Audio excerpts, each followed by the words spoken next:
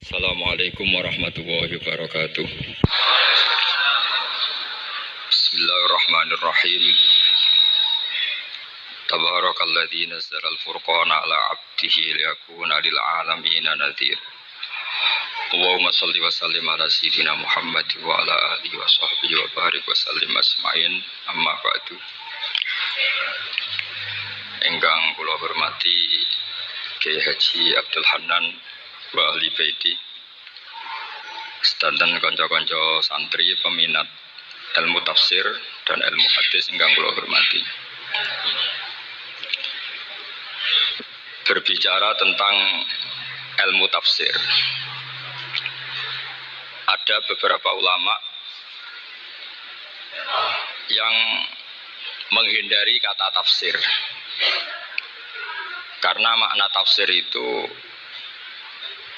memaknai atau menduga apa yang dikehendaki Allah. Tentu itu sulit. Satu, bahwa faktanya kita sudah tidak bisa komunikasi dengan Allah karena tidak ada wahyu lagi. Sehingga dari kehati-hatian ini pernah suatu saat Abu Bakar ditanya, ma makna abban fi qaulihi ta'ala wa fakihatahu wa abba. Beliau menjawab, saya tidak lagi pantas hidup di atas bumi, di bawah naungan langit, jika saya mengatakan naqulu fil Quran, jika saya harus berpendapat tentang Quran apa yang tidak saya ketahui. Itu kehati-hatian yang dilakukan Sayyidina Abi Bakrin As-Siddiq. Tapi teori ini berbanding paradok, berbanding ekstrim, ketika bahwa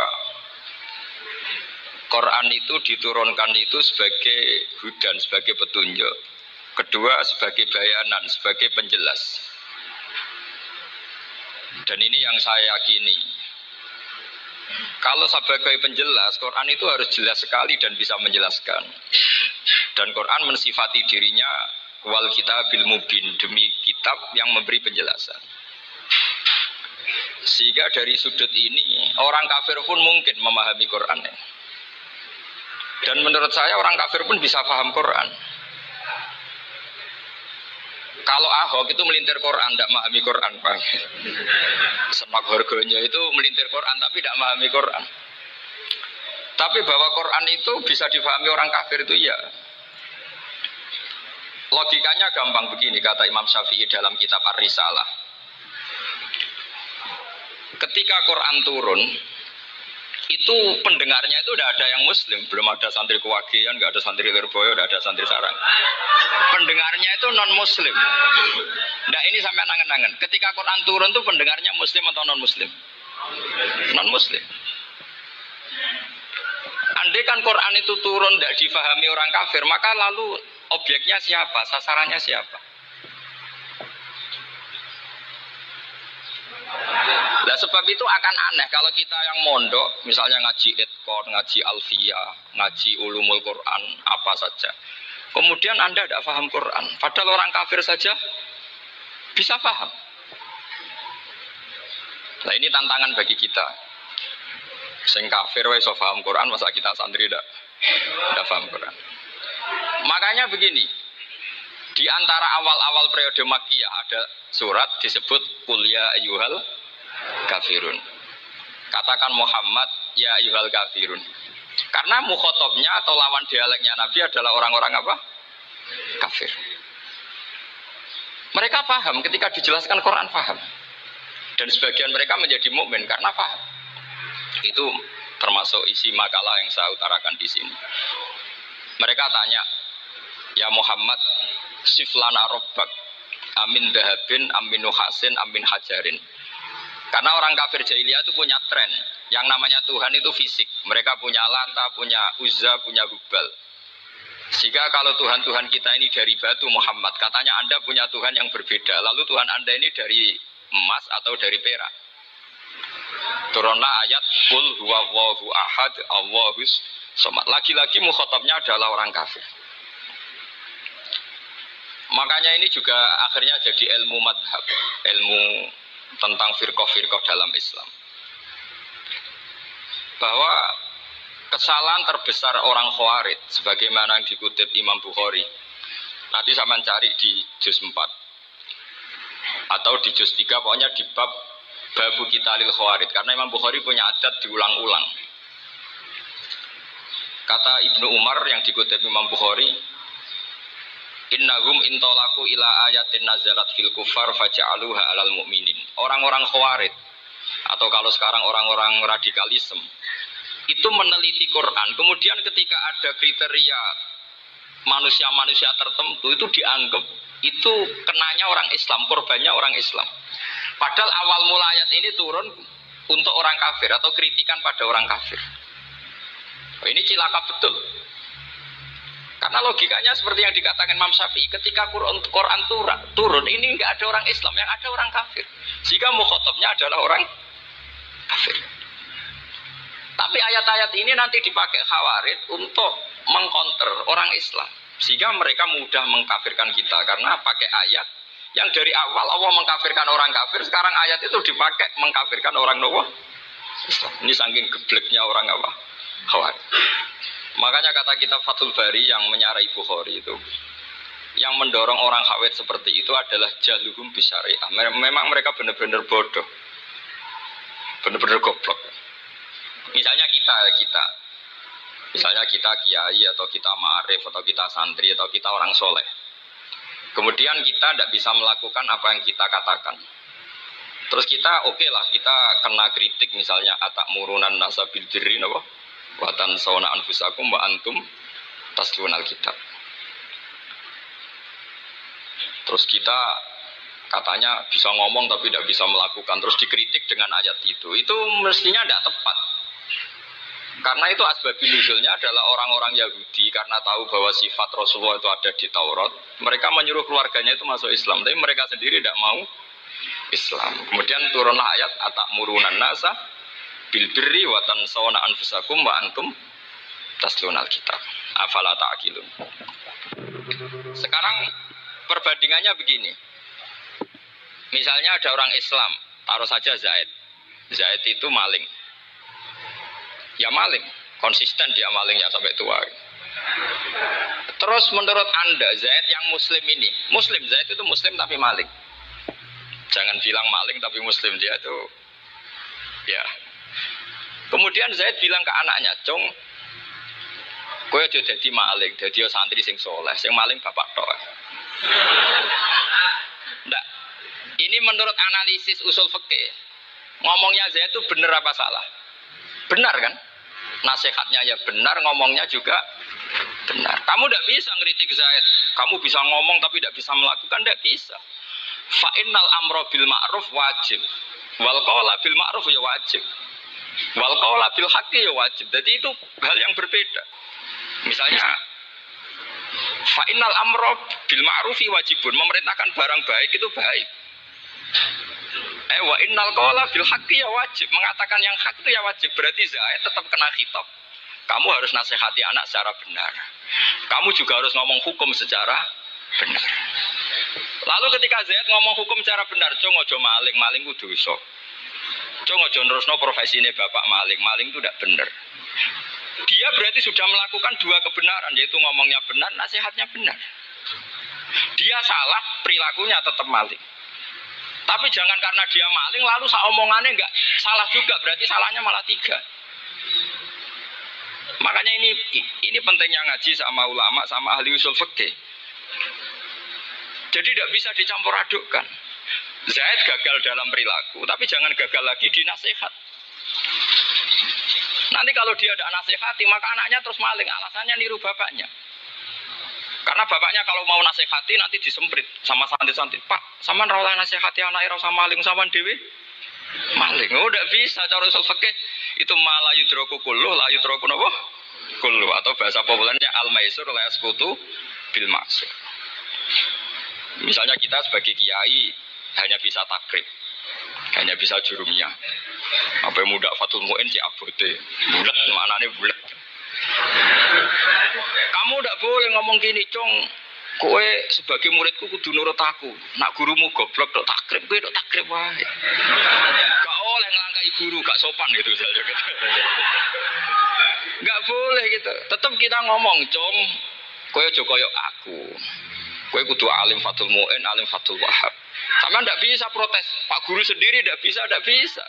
Kebenaran tetap sebagai kebenaran meskipun kita ndak kuat melakukan atau ndak bisa melakukan. Lagi-lagi ayat itu sebenarnya ada untuk kita, untuk orang Yahudi, ta'murunan nasa bil birri wa tansawna anfusakum wa antum tatlunal kitab. Sebab itu istidlal dengan Quran itu memang resikonya tinggi kalau tidak bagi mutabakhir, karena ya itu tadi. Ini harus ada pengetahuan yang luas tentang asbabun nuzul, tentang kriteria. Nah, kalau terpaksa, saya katakan terpaksa, kalau terpaksa kita itibar itu boleh, tapi itu terpaksa.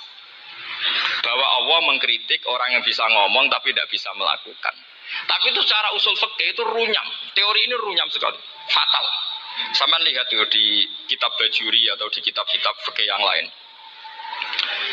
Ketika Sohibil Burdah atau Sohibil Bur'ah itu yang Imam Busiri itu, Muhammad bin Busiri itu. Ini salah nama tapi kadung populer. Jadi sebetulnya Imam Busiri itu Sohibil Bur'ah, bukan Sohibil Burdah, tapi kadung terkenal Burdah, kita ikut-ikutan apa? Burdah. Imam Busiri itu ngeluh, saya ini orang yang banyak kesalahan. Di antara salah saya adalah saya bisa ngomong tapi tidak bisa melakukan. Yaitu saya ngomong misalnya orang supaya tahajud, saya tidak tahajud. Saya ngomong orang supaya sholat sunat, saya tidak pernah sholat sunat. Itu sarahnya itu yang menyarai itu kan Imam Bajuri itu yang sarah Burdah. Itu mengkritik begini. Kalau Anda ngendikan itu fi ma'radi dzammin nafsi, yaitu dalam konteks Anda mengkritik diri sendiri oke. Tapi omongan Anda salah. Karena secara usul fikih fatal. Fatalnya begini. Misalnya saya nggak pernah tahajud, ya mungkin itu nyata, mungkin itu nyata. Apakah kemudian saya tidak boleh mengatakan at-tahajjudu sunnatun? Apa saya diwajibkan diam hanya karena saya tidak pernah tahajud, terus saya seorang kiai yang haram mengatakan at-tahajjud sunnatun? Saya harus tetap mengatakan kalau tahajud itu sunnah. Saya kalau punya santri tetap saya bilang, "Cung, napas nganggur yuk, tahajud itu sunnat." Karena mengatakan kebaikan pasti bagian dari kebaikan itu sendiri. Makanya kata Imam Bajuri, "Fakaifa yakunul amru bil ma'rufi mazmuman." Bagaimana mungkin sesuatu yang jelas baik karena memerintahkan kebaikan mazmuman menjadi sesuatu yang tercela hanya karena yang mengatakan tidak melakukan. Fa innal fi'la ya amrun wal hukmu ya amrun akhar. Itu beda. Jangan karena Anda tidak minum teh karena diabetes, terus Anda kalau ada tamu tidak disuguhi teh. Lagi-lagi tadi orang Khawarij salah ketika mengartikan ayat yang harusnya objek kritiknya itu orang kafir, kemudian karena Quran lama sekali dibaca orang Islam sampai orang itu lupa kalau Quran awalnya turun diantaranya adalah membenahi akidahnya orang kafir, sehingga korbannya orang Islam. Itu mirip seperti cerita kita ya, santri-santri itu kalau punya musuh itu baca Hizib Nasor. Dulu pengarang Hizib Nasor itu musuhnya orang fasik, sehingga dihizib. Santri ora di musuh wong fasik, duwene kancane dhewe, akhirnya kancane yang kena hizib. Nah ini penting saya aturkan ya, sama seperti itu. Lama sekali Quran itu hanya dibaca orang Islam dan komunitasnya Muslim, sehingga seakan-akan semua kritikan Quran itu pada orang nopo Islam. Padahal jelas Quran ada kul ya ayyuhal kafir. Jelas mukhatabnya orang kafir. Sada kata lakum dinukum waliyadin. Nah ini penting kalau aturakan. Makanya kalau melihat itu, Quran jelas bisa difahami orang kafir. Bahkan banyak orang kafir yang menjadi Muslim karena faham maknanya apa? Faham maknanya Quran. Itu jelas sekali. Itu masyhur sekali dialeknya Nabi dengan Walid bin Mughirah, dengan Utbah, dengan banyak sekali termasuk dengan Abu Jahal, dengan Abu Lahab. Bahkan orang-orang kafir Quraisy itu menyewa namanya Musailamah Al-Kadzab. Kalau di sini umumnya baca Musailamah apa Musailimah? Trennya di sini. Pakai fathah ya. Oh itu Entah ya, nggak tahu saya yang masalah yang mana itu kan, karena memang kalau dalam ilmu riwayat itu sekali salah baca itu kasus betul, kayak Sa'id bin Musayyab atau Sa'id bin Musayyib itu ketika beliau sugeng itu kalau dipanggil Sa'id bin Musayyab itu marah besar, karena maknanya Sa'id al Musayyab itu yang ditawan. Makanya beliau bilang sayyabatni Irak wa anal Musayyib. Orang Irak mengatakan saya ini ditawan, sebenarnya saya yang menawan mereka. Tapi al-masyhur itu dibaca Sa'id bin Musayyab, padahal dia tidak mau dipanggil Sa'id bin Musayyab, Sa'id bin Musayyab. Karena nama ini penting. Pentingnya begini.